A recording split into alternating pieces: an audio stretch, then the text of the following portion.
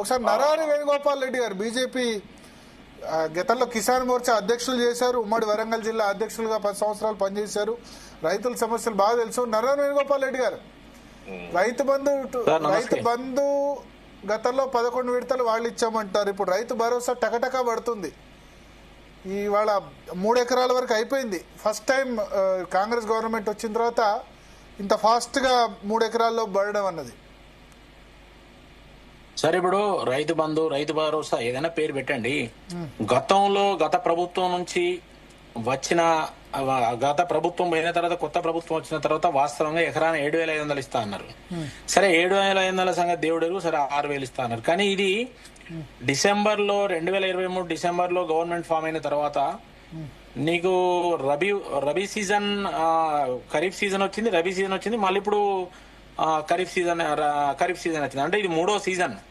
గత 2 సీజన్లలో వాళ్ళు డబ్బులు ఇవ్వలేదు. ఫస్ట్ గా మొన్నటి రబీ సీజన్ కి ఏదో కొద్దిగా ఎకరా 2 ఎకరాలు కొందరికి ఇచ్చినట్టు చేశారు, ఖతం చేశారు, ఇవ్వలేదు. ఇది 3వ సీజన్, అంటే 2 సీజన్లు ఆల్రెడీ ఎగ్గొట్టేసిండ్రు. తర్వాత అంతకు ముందు rabi season, election before rabi season కూడా ఆఫ్ వచ్చినాయి. అయితే వచ్చినాయి. దాంతో ఇప్పుడు ఏమైంది, ఈ ప్రభుత్వం వచ్చినాక వాస్తవంగా ఇది 3వ సీజన్ లో ఇప్పుడు 4వ సీజన్.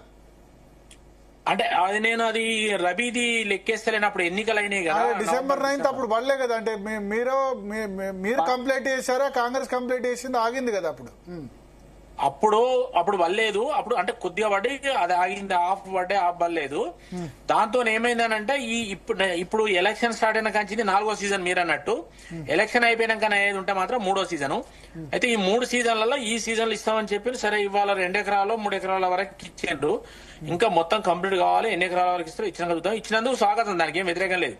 కానీ నేనేమంటానంటే 2 సీజన్లు ఎగ్గొట్టిండ్రు. 2 సీజన్లు అంటే నేను ఏమంటున్నా అంటే 2 సీజన్ల డబ్బులు మొత్తం దాదాపు 17,000 నుంచి వీళ్ళు చెప్పిన ప్రకారం 18,000 కోట్లు అవుతాయి. అంటే మీరు 18,000 కోట్లు రైతులకు ఎగ్గొట్టి మేము రుణమాఫీ చేసినాం. అంటే రుణమాఫీ అది దీనికి సంబంధం ఏమన్నది? ఇప్పుడు రుణమాఫీ చేస్తే రైతు బంధు ఇవ్వమని మీరు ఏమైనా చెప్పిండ్రా?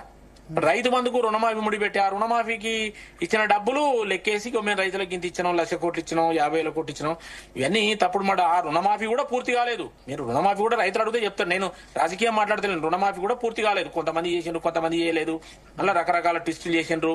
తర్వాత ఆ రుణమాఫీలో కూడా అనేక రకమైన కేటగిరీస్ తీసుకొచ్చి వాళ్ళకి కొందరికి ఇచ్చి ఇవ్వలేదు. తర్వాత దాంట్లో కుటుంబం యూనిట్ తీసుకొచ్చి దాదాపు 50% ఖతం అయిపోయింది. 2 లక్షలు ఒక రైతుకు ఉంటే దానికి కుటుంబం తీసుకొచ్చి ఇద్దరుంటే దానికి ₹1,00,000 ఇచ్చిండ్రు. అంటే ఈ రకంగా వాళ్ళు కుటుంబం యూనిట్ తీసుకొచ్చి దాని తర్వాత దేశ చరిత్రలో ఏ రాష్ట్ర ప్రభుత్వం 20,000 కోట్లు ఒకటేసారి రుణమాఫీ చేయలేదని వాళ్ళు అంటారు కాంగ్రెస్ పార్టీ. అయినా ఎందుకు దేశ చరిత్ర అండి?